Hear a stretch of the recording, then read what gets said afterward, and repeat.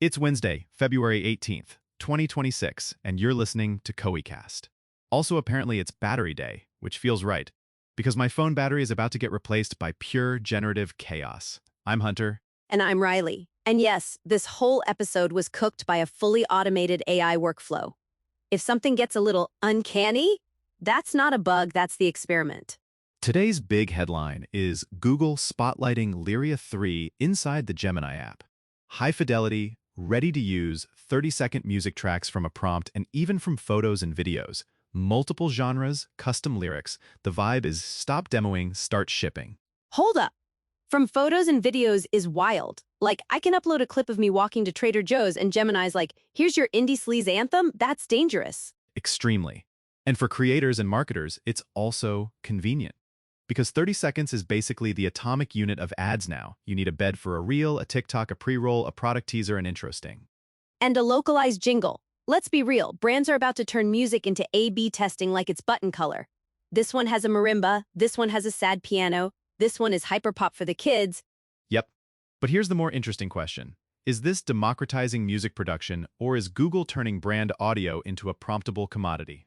Both. It's like what happened with stock photos. At first it's empowering, then suddenly every ad looks like diverse group laughing at salad, except now it's uplifting corporate ukulele. Exactly. The output gets cheaper, so the moat shifts. If your competitor can generate 100 polished music beds before lunch, your advantage isn't access, it's taste, brand restraint, and distribution. And your brief, like your prompt library, your sonic identity docs. People hate hearing that, but it's true. Garbage in, corporate ukulele out.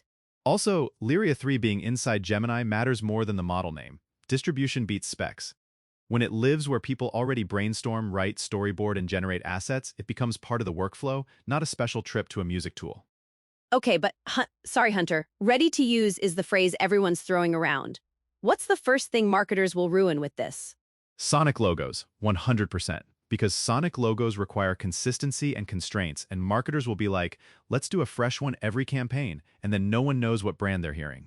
I was going to say localized jingles, because the temptation is to go fully unhinged. Like, make it sound local and the model does the most touristy version of a region's music. That's how you get cooked in the comments. Totally. This is where human-in-the-loop matters. You need a review pass for cultural taste, brand fit, and also just quality control. Music can be technically clean and still emotionally wrong. Also, training data discourse. People on X are always split. Half are like, this is magic, and half are like, who did you train on? And the third group is just making meme songs about roommates not doing dishes. The chatter I'm seeing is mostly, wow, it's in Gemini and this sounds polished.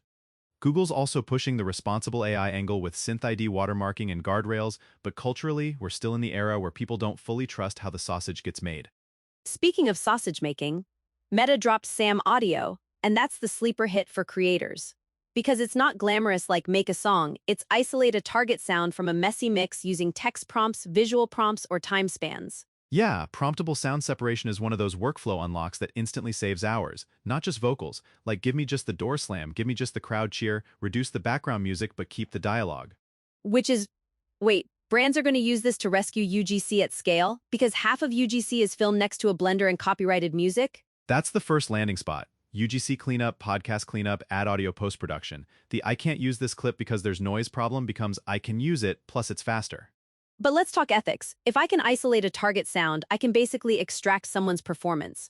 Where's the line between repurposing and stealing?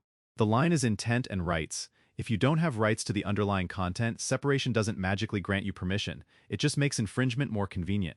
Brands need policies.